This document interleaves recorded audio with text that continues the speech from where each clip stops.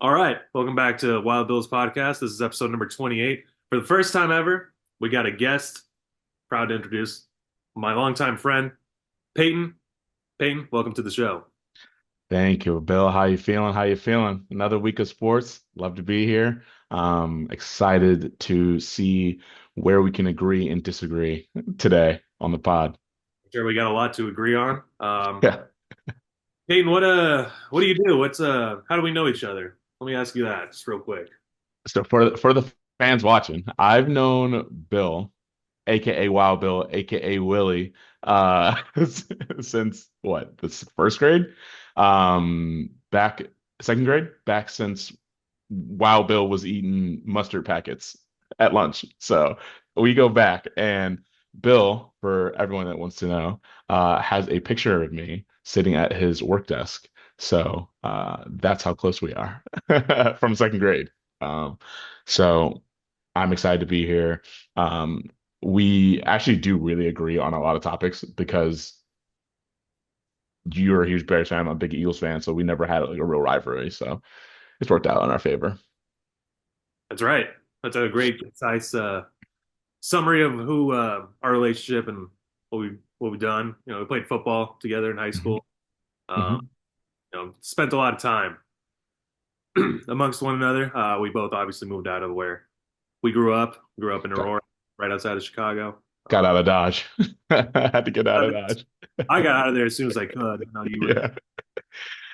Also, another thing that you guys might not know, Bill always dreamed of going to San Diego State and completed that dream. And kudos to you, brother, because not many people get out of Aurora, Illinois. And the fact that you did and said from elementary school, hey, I want to go to San Diego State. That is my dream. And went and did it. Kudos to you, brother. Yeah, man. Let's I think. hop into it, man. Let's hop into it, man. All right, let's I'm excited. next. Let's start with the Eagles. They had Okay. the win this past week, and then we got a big game coming up. Let's see. What are your thoughts? Yeah. So 7-2. Baldiani series. We're undefeated since Nick Sirianni shaved his head. Um, I don't know, man. I think that people are kind of giving us back to that 2017 feeling of being underdogs, and you shouldn't allow us to do that. Don't let the city of Philadelphia feel like we're underdogs, because the moment that happens, the dog masks start coming out. It's gonna be different for y'all. And we got the Commanders coming up on Thursday.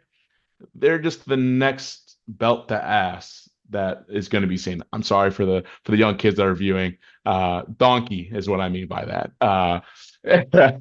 So I'm excited to see where we stack up because I don't think that they're frauds. I think Jaden Daniels is the real deal. I actually have a buddy of mine I'm going to be watching the game with on Thursday. It's Commanders for him. He's from the two up, two down. He's from Virginia. Shout out to Will.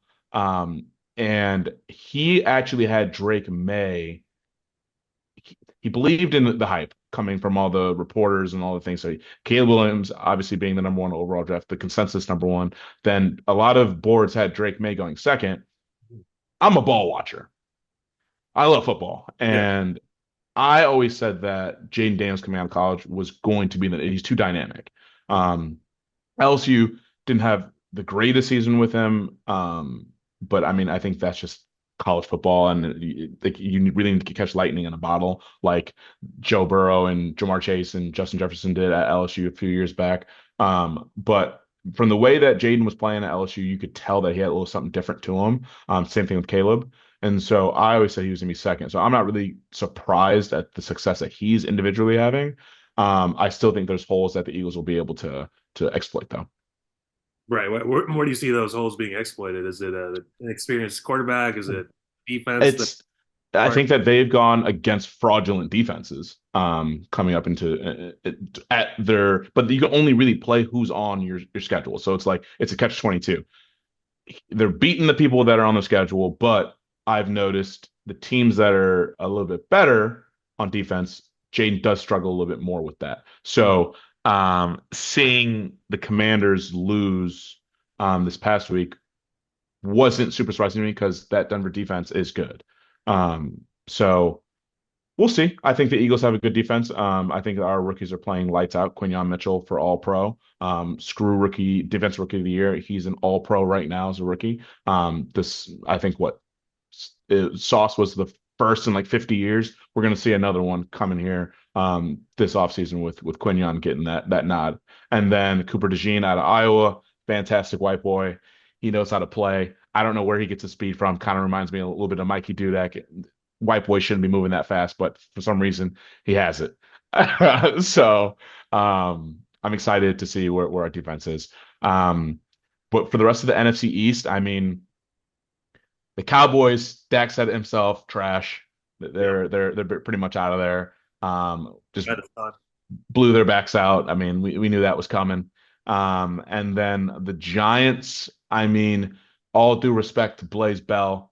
I know he's doing his job. I know he's doing as much as he can as a scout up there in East Rutherford. But the boys are cooked. We knew that. It's kind of similar, and I know you're not going to like this, Bill, but Jay Cutler got a 7-year deal. I want to say it was 2013 or Yeah, 2012. remember it. And when that happened, I remember tweeting out the Bears just sold away the division for the next however many years he's on the roster. And it's just, I don't understand the ineptitude from the front office watching poor quarterback play and saying, hey, you know what? Here's another $100 million for you. Yeah. Here's 160 Daniel Jones. Saquon, we don't need you when he's the only bright spot of that offense. Mhm. Say me speaking on Saquon. So um, I I don't know where you start with that. I mean, I think they were going into last night. The Giants had the number one overall pick, but then now who just lost? The it was Miami versus and I could be wrong. Um,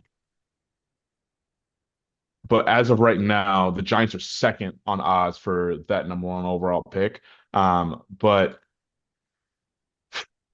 the NFC East is a two-man race yet again. Eagles Mhm. Commanders. It was Eagles Cowboys for the last few years, but we'll take it.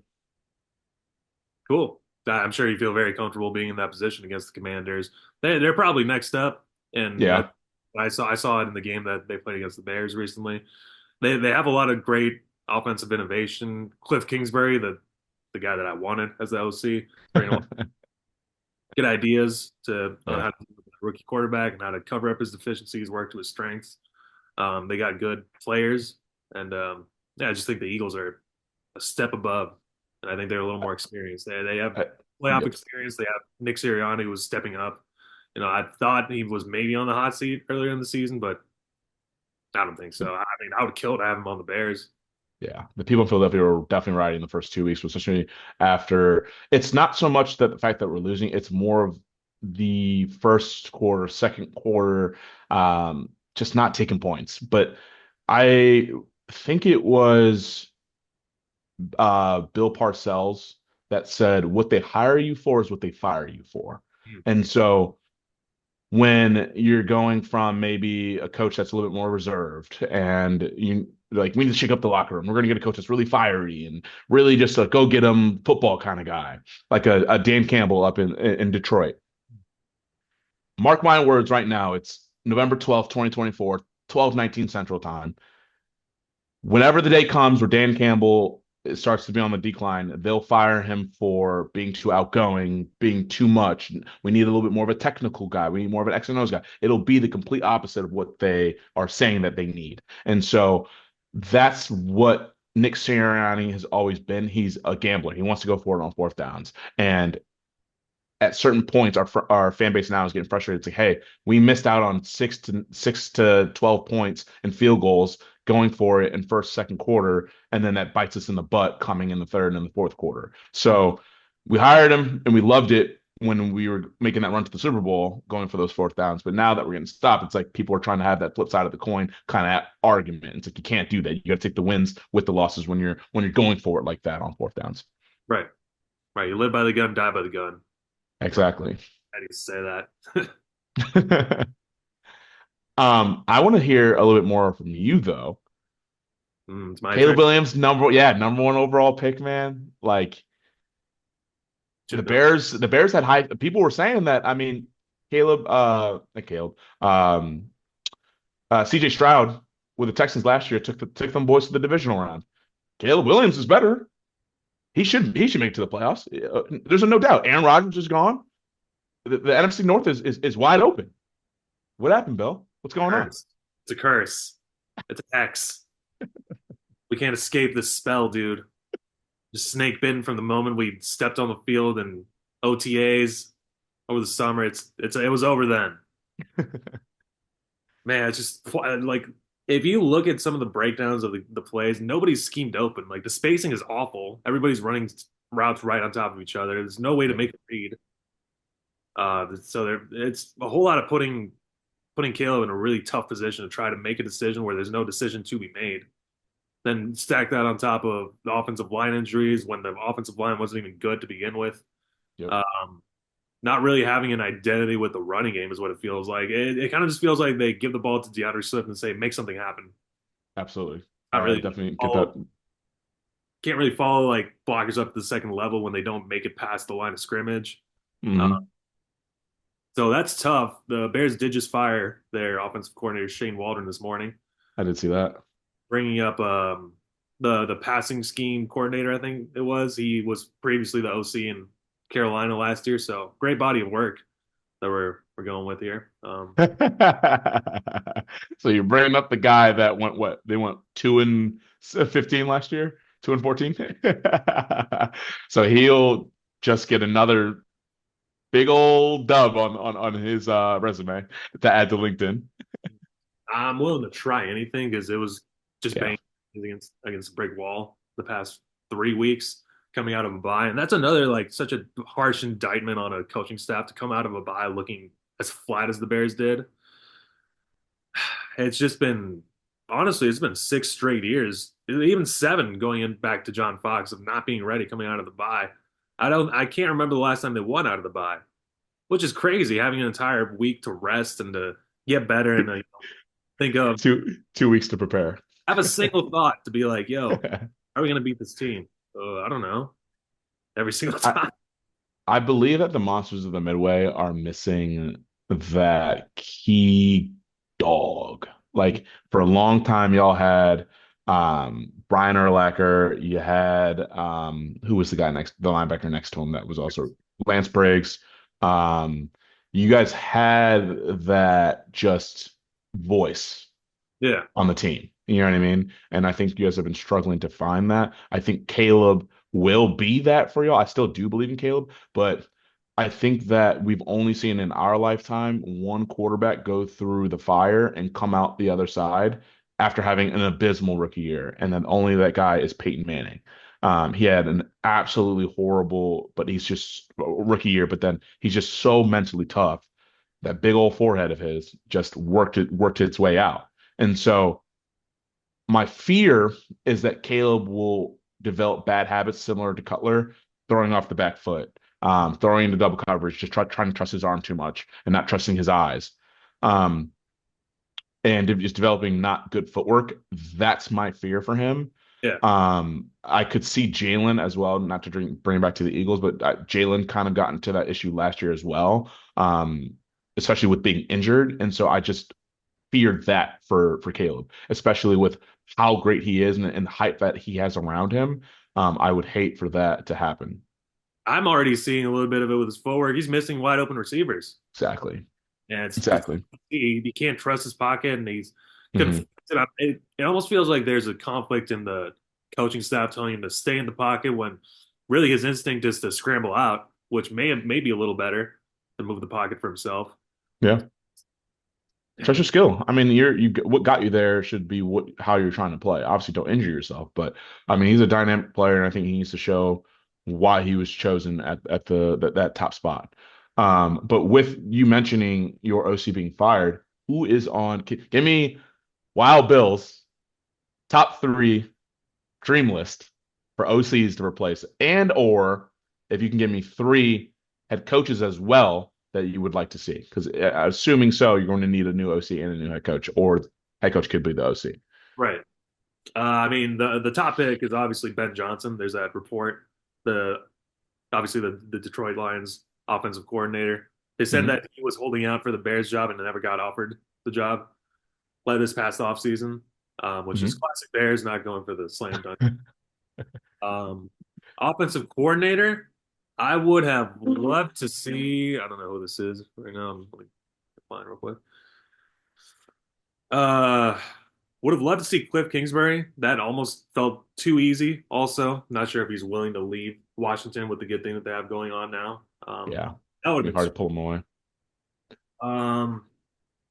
I think you might find yourself in a situation now with Cliff Kingsbury similar to Ben Johnson. Cliff has already been the head coach. He's still getting paid from the freaking Arizona Cardinals.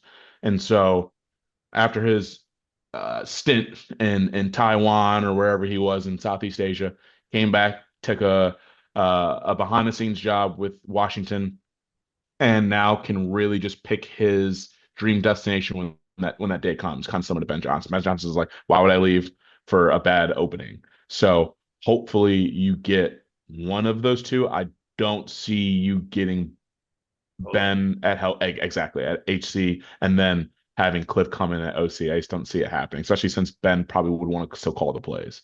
Yeah, yeah, Ben. I'm sure. I think that was the package deal kind of thing. Uh, Yeah. he's the one to call the plays because he's shown that he's super innovative with everything that he does.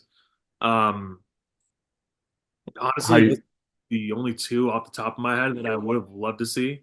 Um, but I don't know college well enough to see if there's anybody that's ready to take a step up. yeah. Um, Well, how are you feeling about Ryan Poles, your general manager? I'm conflicted over him because obviously cool dude, cool with the media. He's brought in a lot of talent. He got TJ Edwards and Tremaine Edmonds on cheap deals. They've been super good on defense. Yep. He put us in a He- position to draft with two picks in the top 10. He's That's turned good. over an awful roster that he inherited from the previous GM, Ryan Pace, who put us. Hmm. That guy put us behind like 5 years in draft capital, so that we were able to stick in that terrible position. I mean, he gave up like two first rounders for Justin Fields, two for Khalil Mack, another one for to move up one spot to get Mitch I was Trubisky. gonna say, yeah, for Mitch, yeah. That's what my mind went to. Um, As far as how I feel about him, it feels like he's tying his reputation a little too closely to Eberflus, and that is probably the biggest mistake he's made. yeah. I Because the think Eberflus is a problem. I think talent he's a problem. lined up for the coach to grow with the quarterback. Absolutely. I think Eberflus, and then you can kind of tell, I love HBO, and so I love watching the Hard Knocks. And it just didn't feel like, and maybe that's just the way that Hard Knocks shows it. It just didn't feel like there was any, it just felt like Caleb was just like in these meetings just to kind of placate the head coach, Eberflus, but it just didn't feel like Eberflus really had a good control over this is the direction that we're going. This is what we're doing. I mean, I'm not, and Doug Peterson's not doing a great job right now down in Jacksonville, but I mean, when Dougie had Carson Wentz and Nick Foles, like there was a direction that we were going for. Jalen Hurts still gives so much credit to Doug Peterson and his willingness to draft him and cultivate him into the quarterback that he is now. And so I just don't understand what Eberflus's plan is for Caleb. And that shows on the field from top down when the things that you had mentioned earlier of players running on top of each other, O line just being inept, no running game, and DeAndre Swift just getting the ball saying, like you said, make a play for us. That's not, there's up north in Detroit, they're saying we are a smouth, smash mouth football team. And so we want to run the ball with David Montgomery. We want to dominate you so that the play action pass with Jared Goff is wide open. Right. There's no secret on what Dan Campbell wants to do. And it's just like it doesn't there's no identity for you guys. And I think that was what I was trying to say earlier about having that kind of that Brian Urlacher player. Like you were playing the Bears anytime in the early 2000s, bro, you know that you're getting hit in the mouth. Right. Like it's just happening. And so I just feel like you guys have lost your identity, and we just got to find it. And that's okay. Yeah. Well, might not be this season. So I'm not. I might be looking for like a random activity to go out to do between the hours of 10 to 1 here on the West Coast. Maybe go leave my car in the phone or leave my phone in the car. Take a dip in the ocean. Just nothing important going on between those hours. Did you get a chance to watch last night the Rams Dolphins game? I did. Yeah, I went over to my girlfriend's parents' house. Her dad's a big Rams fan, so we watched the game. Okay. I got there probably towards the beginning of the second quarter because Okay. this LA traffic is. Yep. Even on a holiday, it's took a while. Um, yeah, man, the Dolphins seem to be kind of getting back on track. They're kind of in a slog at the bottom of that AFC East division. The Bills Yeah. getting away with it. Tua's playing okay. It almost feels like a ticking time bomb with Tua to another injury that I would hate to see, but he's kind of putting himself in that position to do it. And the Rams were just a whole lot of unforced errors upon themselves to take them out of field goal range a couple times to stagnate certain drives that were looking promising. I don't know what it is because they have been well coached in the past. Sean McVay is great. He schemes up good things for their offensive players to get open, and they were getting open. It was just the Dolphins were dialing up the right things at the right times, also defensively. hmm I mean, I totally agree with what your synopsis is of that. I mean, I think the Rams have lost with losing Aaron Donald. I think that I mean, similar to the Bears, man. They just don't have that identity on defense. Their offense is always going to be somewhat good. Like they're never going to rank at the bottom of the league Right. in offense of production, especially because Sean McVay is just a genius. But I mean, I think he was on um, Ryan Clark, what's the name of the pod? The Pivot over the offseason and spoke about his longevity in the game, had being a head coach, being one of the youngest head coaches to ever win a Super Bowl. And he was just like, you know what? Like, I don't know how much more I have. I don't know how much more coaching I can do. And so I think when you're that young and you find success, but also have been around the game for so long, like people don't really realize Sean McVay was an all-state. He was actually he won Mr. What state is he from? He's from Georgia, I'm gonna say. He came out the same year as not Megatron. He came out the same year as like a Hall of Fame receiver and won Mr. Georgia over said receiver. It's like what like he's been around the game for forever. Yeah. And so um I think with having that amount of success, it's kind of like it's honestly similar to Aaron Donald. Aaron Donald only played 10 years Mhm. and gets to get out of the game early, gonna be consensus number one over so consensus first ballot Hall of Famer. And so has Sean McVay done everything he's needed to do and it's kind of just like, you know what, like kind of going through the motions. It's natural. It's human nature to do that. I mean, maybe he doesn't want to, but might be skipping corners. And so it was definitely a get back on track game for Miami. Um, the AFC East division just sucks, man. It does. Dolphins 3-6, Jets 3-7. I know you're happy about that. Patriots 3-7, Bills 8-2. They're just running away with it. I mean, it would have to be an absolute collapse from the Bills for the Dolphins to squeak in because the AFC overall is just too competitive right now. I don't see the Dolphins rattling off 7 wins from here on out Right. to go 10-6 to squeak in.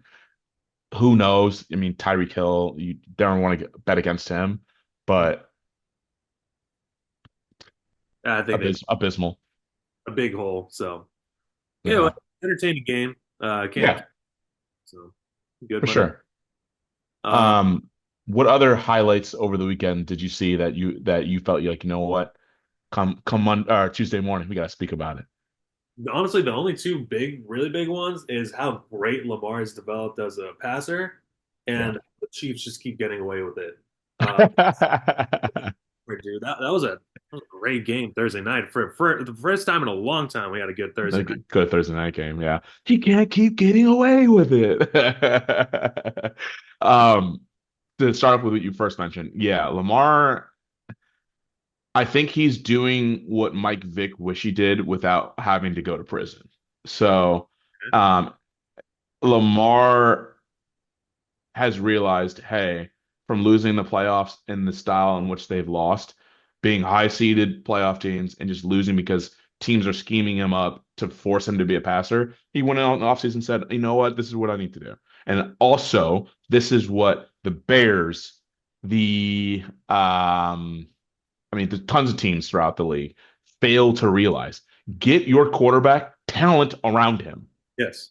I don't understand why teams like think that just because you have a superstar quarterback, that means that they have to. There's only two or three quarterbacks in the league that can really do that. Okay, Pat Mahomes, Josh Allen, and that list might end there. To be Yeah. honest, that list really might end there because Lamar needs help on from a receiver standpoint to have somewhat level of separation to really deliver because he's not a true pure passer. He's worked on his game, but he still does need athletes around him at that receiver position. And and that's not even including Deontay Johnson that they had just picked up. Don't understand how they fleeced him, but yeah, that Ravens team's going to be scary, man, when they get at full force. They're going to be very scary. Um, don't know what the Bengals are doing. Um, eh, how do you get 264 with Jamar for 11 receptions and lose a game? How does that happen, Bill? Defense. Defense let them up. But I mean, they're also going up against a super high powered offense. Yeah, It's just, position deficiencies and just not up to the level of competition that's necessary for playoff football. Um, I just and this ties into what you said about the Chiefs keep getting away with it. As of right now, Lamar has lost to Pat every time, or maybe I think he beat him once. And so right now, Joey B is our only hope for the AFC to knock him off, Pat mm, off. And so for that, for it's kind of similar. It's kind of the opposite of what I feel like all those Patriot years they got to go through. Those Patriot years, the AFC East was just horrible, and so it was just like, okay, death tax is Tom Brady coming out of the AFC East, and so to have the AFC East or the AFC North, excuse me, now have two Titans and honestly three because Mike Tomlin's never had a losing season. But to have them all have to beat each other up and then the Chiefs just get a cakewalk through the AFC West. What are we doing, man? yeah. What are we doing? What are we doing? Yeah, we were saying the same thing last year. We're like, oh, the Chiefs are the most vulnerable they've ever been. They went straight into the Super Bowl. It's just going to be And I don't know if that's luck or just the absolute ineptitude of the AFC West outside of the Chiefs, but it's just so tiring to have to watch. Now, I also will say that since entering the league, I think there's a stat floating around on Twitter about Pat Mahomes having more pass interferences called on interceptions. I the think that's what it was yeah, than in NFL history, and he's only played, I think, what is his seventh or eighth season, and like this includes Tom Brady having 20 plus seasons. He's already beating his number. It's like that's absurd. So not gonna not gonna blame the refs. I'm just saying this isn't making sense. okay. Something's not adding up right here. NFL rigged. I'll say it. Because my buddy was upset about with that Commanders game where Zach Ertz was marked on Mhm. that fourth down, and the only message I sent back to him, I said, "Don't leave the game in the refs' hands. Yeah, You can't leave the game in the refs' hands because if that's the case, the Eagles would have had another Super Bowl with that James Bradbury pass interference in the Super Bowl against uh, Juju Smith-Schuster, and yeah. so." Yeah, you can't leave the game up to the refs to be able to call it. So we had a great slate of football last week. So looking forward to this week. This Thursday, starting with my Eagles on a short week. Hoping that the Eagles defense kind of shows up, man. I think this is going to be a good test for us. We always struggle against mobile quarterbacks. Last year we struggled against Kyler. Um, so we'll see what this is going to look like for the next probably decade, man. Jane Daniels going to be around for a long time. So I'm excited for this matchup. Cool, so am I. So I'm on my end, I'm just excited for everyone to have fun. I have no expectations for the Bears. Just letting go. That is a broken soul if I've ever heard one. You sound like Cowboys fans right now. Cowboys fans are also like, hey, we suck. It's okay. That is a broken soul. It is what it is. I go Well on. then, what I know this pod is normally about 50-50 on football and baseball. What are you looking forward to then coming here with the baseball free agency coming up? Baseball free agency. I'm so glad you mentioned. I'll keep this one short because my recording is going to end in about 6 minutes. Um, there is a name floating around from Japan. His name's Roki Sasaki. He's a pitcher, starting pitcher. Throws a 92 mile per hour slider and a 102 fastball. That would be my hope for this offseason, or Juan Soto to go to the Cubs. Doubt either's going to happen because the Cubs scream poor. We don't have any money. Just built a new stadium and the entire around it, but don't have any money. There's obviously nothing going into the team either. Um, Surely they'll both go to the Dodgers, and we're going to be living in a the Dodgers win the World Series year after year, as if they don't already go to the playoffs every single year. They really fleeced the entire league with the Otani contract. They're only paying him $2 million a year, and that's all that goes on the books so they can sign everybody else, which is very intelligent. Sucks for everyone else. How does that work? Because there's no, now teach me up, Bill, because there's no salary cap. So why would it matter if it goes on the books? If it go well, they do have to pay a luxury tax if they go over a certain amount of money on their payroll. Okay. If I'm not mistaken, compounds year after year. So it's like a Okay. tax that they have to keep. So it's more of just saving the owner money on the back end. Yes, If billionaires didn't need more help getting tax cuts anyway. correct. Um, um, So I don't have much to say on baseball, but the only thing I will say, Wrigleyville, you closed down Bocce's Pizza. What are we doing? It's $5 slices outside of the stadium. Don't understand why you did that. Haven't been to the new stadium yet. It's not that they just did renovations or they're completely new doing a new stadium? they just did Like that. renovations. They extended the bleachers to go even Okay. put video boards in it. What are your thoughts on those? They're closing down. I read something where they're closing down the houses behind, like around Wrigleyville, to not have like the roof seating anymore. I mean, I want to take the Cubs side on this because it is like their stadium to do whatever they want with it. They have kind of like cut them a deal over the years to profit off of being where they are. And it But it's makes. outside the stadium, so why would it? It's outside of the stadium. What do you mean? Those apartment complexes are like surrounding like actual Wrigley Stadium, and they Yeah, have people like watching on top of the rooftops. I heard something about, I don't know if it's true or not, but I heard something that they're going to be like not allowing people to do that any longer. I think what they're doing is they're buying up those complexes. Oh, okay. So that's a Okay. pretty good use of your money if you're the Cubs. I guess. Absolutely. Okay. Wow, I Bill with the inside scoop. Okay. You heard it here first, folks. think that's what it is. Sources being my own brain. But And yeah, I, it's been a litigious process with the rooftop yeah, owners. yeah. Before we have to leave, fans, folks at home, Bill, if the city of Chicago does not come to an agreement with Soldier Stadium, since we're speaking about stadiums, where would you like to see Soldier Stadium move to? I mean, they have the property in Arlington Heights. I don't see any issue with that. I mean, yeah, people are complaining about strip the Bears from the Chicago name as if the Jets and the Giants don't play in New Jersey. Ridiculous. But it would be like more accessible. There's more space to do whatever you want and build around Yeah, that. Because it's such a pain in the butt to get to Soldier Field. It takes like it, an hour once you're in the loop just to get to the stadium.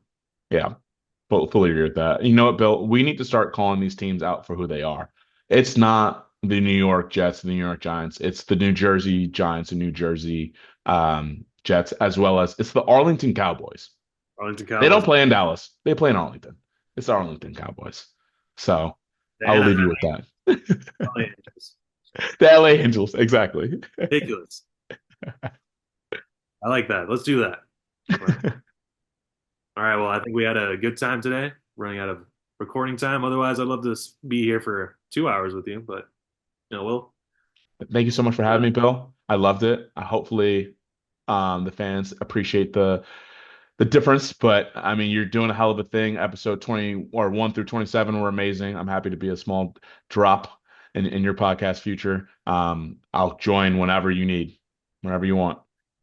I'd love to have you on. So we'll discuss that. Um, Thanks to everybody listening. I hope you enjoyed it all. This has been Wild Bills Podcast. Until next time, it's over.